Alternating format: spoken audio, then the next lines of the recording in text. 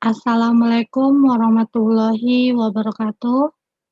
Nama saya Leni Savitri dari kelas 12 IPA 3. Di sini saya akan menjelaskan materi yang berjudul energi alternatif. Sumber energi dan kegunaannya. 1. Sumber energi. Sumber energi adalah sumber yang menghasilkan energi baik secara langsung maupun melalui proses konversi. Berdasarkan sumber alaminya, terdapat sumber energi yang dapat kita temukan di alam yang bebas, seperti sumber energi primer. Sumber energi primer merupakan sumber energi yang dapat langsung di alam dan dapat dijumpai. Contohnya kayu, air, dan matahari. Sumber energi sekunder merupakan energi yang dapat dihasilkan dari energi primer lainnya, contohnya gas dan listrik. Berdasarkan ketersediaannya, sumber energi diklarifikasi menjadi dua macam. Yang pertama, sumber energi tak terbarui dan sumber energi terbarukan. Sumber energi tak terbarukan adalah ketersediaannya di alam ini terbatas karena proses pembuatannya memerlukan waktu yang sangat lama, contohnya minyak bumi dan gas alam. Kedua, sumber energi terbarukan. Sumber energi terbarukan adalah sumber energi yang dapat diperbarui sehingga dalam penggunaannya dengan cepat dan mudah didapatkan. Contohnya adalah energi panas bumi dan energi angin. 2. Penggunaan sumber energi. Sumber energi, baik itu energi terbarukan atau tak terbarukan, dapat digunakan sebagai yang pertama, penggunaan energi untuk keperluan industri, baik industri besar maupun yang industri kecil. Contohnya adalah minyak bumi, batu bara, dan gas alam. Yang kedua, penggunaan energi untuk keperluan komersial. Penggunaan energi untuk keperluan komersial seperti sektor perhotelan, rumah sakit, ataupun rumah makan. Yang ketiga, penggunaan energi untuk keperluan rumah tangga. Contohnya adalah gas untuk memasak. Ketiga, energi fosil. Hampir semua kebutuhan energi manusia yang digunakan diperoleh dari konversi sumber energi fosil, diantaranya adalah minyak bumi. Minyak bumi dihasilkan dari jasad makhluk yang terendapkan selama ribuan bahkan jutaan tahun lamanya. Sumber energi jenis ini terdapat di dalam cekungan sedimen tersier di dalam perut bumi. Penggunaan minyak bumi lebih sering digunakan sebagai bahan bakar kendaraan bermotor. Yang kedua, batu bara. Batu bara dihasilkan dari sisa-sisa tumbuhan dan pohon yang telah terpendam dan sudah melalui proses pengarangan secara alamiah. Batu bara dimanfaatkan untuk bahan bakar dan pembangkit tenaga listrik. Contoh pembangkit tenaga listrik dari energi fosil salah satunya adalah Pusat Listrik Tenaga Air atau PLTA dan masih banyak contoh lainnya. B. Keterbatasan sumber energi. Energi fosil memberikan banyak pendapatan kepada negara selama bertahun-tahun. Namun, perlu diketahui bahwa semakin lama, jumlah energi fosil akan berkurang dan habis. Karena untuk dapat berubah menjadi sumber energi, diperlukan waktu yang sangat lama, sedangkan untuk menghabisinya hanya diperlukan beberapa hari saja. Hal ini membuat masalah yang sangat serius dalam ketersediaan cadangan sumber energi tak terbarukan itu sendiri. Cadangan minyak bumi, batu bara, dan gas alam suatu saat akan habis di alam jika sekarang kita tidak memperhatikan pemanfaatan secara optimal. C. Solusi permasalahan keterbatasan energi.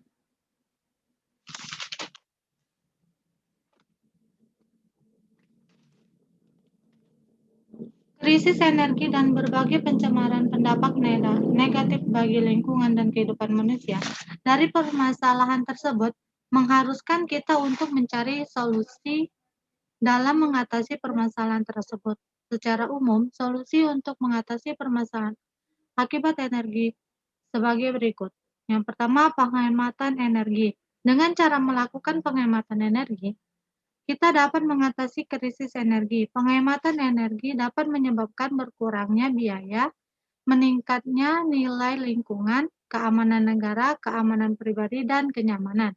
Selain itu, penghematan energi dapat merupakan bagian penting dari sebuah kebijakan energi. Penghematan energi dapat menurunkan konsumsi energi dan permintaan energi per kapita, sehingga dapat menutup meningkatnya kebutuhan energi sebagai akibat dari pertumbuhan populasi. Yang kedua, pemanfaatan sumber energi terbarukan sebagai sumber energi alternatif.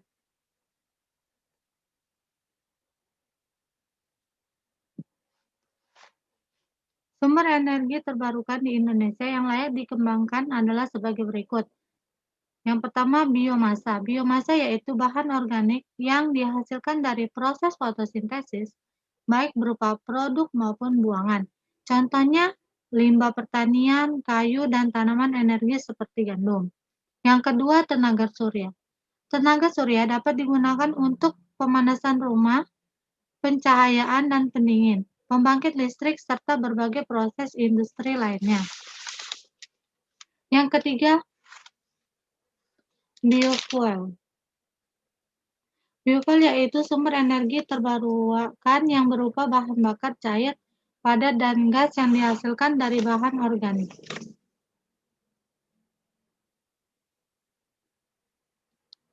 Secara garis besar, pembangkit listrik digolongkan menjadi beberapa bagian. Yang pertama, pembangkit listrik termis.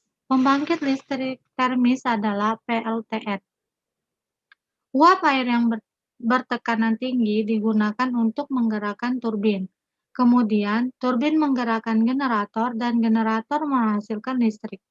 Perbedaan utama antara PLTN dengan PLT konvensional adalah terletak pada pemanfaatan bahan bakar yang digunakan untuk menguapkan air. Keunggulan dari PLTN tersebut adalah yang pertama, energi yang dihasilkan dari reaksi nuklir dapat memenuhi kebutuhan energi. Yang kedua, reaktor nuklir tidak bisa meledak karena pengayaan uranium, adanya zat struktural, adanya zat pendingin, adanya racun neuron yang kuat, dan yang terakhir batang kendali HVBSS. Yang ketiga, polusi radiasi mudah diatasi dengan perisai. Keempat, energi alam yang paling fundamental. Yang kelima, bahan bakar bersifat kuasa domestik. Keenam, konsentrasi energi sangat tinggi. Ketujuh, bersifat intensif teknologi, tidak intensif sumber daya alam. Dan yang terakhir, volume limbah kecil mudah dikumpulkan, diproses, dan disimpan. 2. Pembangkit listrik non-termis. Pembangkit listrik non-termis adalah pembangkit listrik yang menggunakan panas sebagai penggerak mula. Pembangkit listrik yang termaksud dalam pembangkit listrik non-termis adalah sebagai berikut. Yang pertama, PLTS atau pembangkit listrik tenaga surya.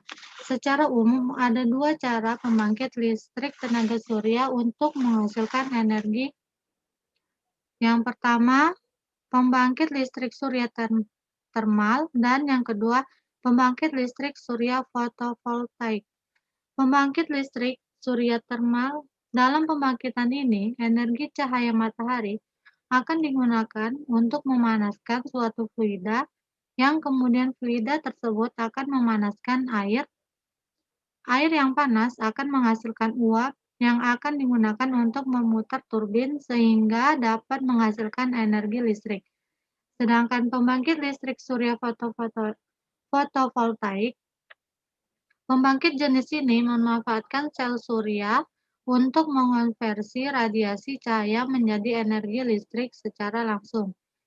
Yang kedua, PLTA atau pembangkit listrik tenaga air. Keuntungan dari pembangkit listrik tenaga air adalah Yang pertama, biaya operasi relatif ringan karena PLTA tidak membeli bahan bakar seperti PLTU yang selalu membeli batu bara dan minyak bumi.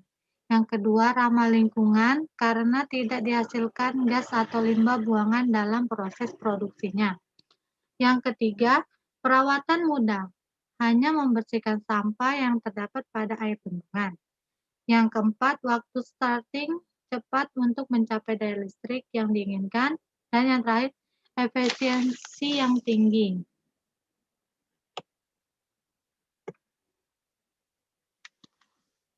Apa sih kekurangan dari pembangkit tenaga air?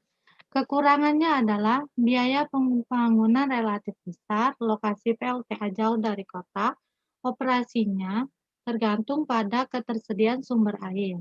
Dan yang terakhir, membutuhkan area yang luas. Yang ketiga, PLTB atau pembangkit listrik tenaga banyu atau angin. PLTB merupakan pembangkit listrik yang dapat mengubah energi angin menjadi energi listrik.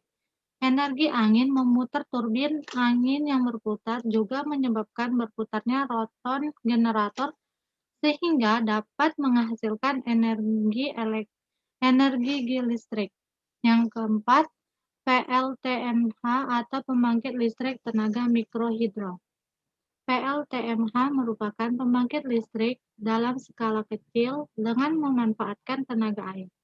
Tenaga air berasal dari aliran sungai atau danau yang dibendung kemudian dialirkan dari ketinggian tertentu untuk menggerakkan turbin yang berfungsi mengubah energi potensial air menjadi energi mekanik dalam menggerakkan generator listrik.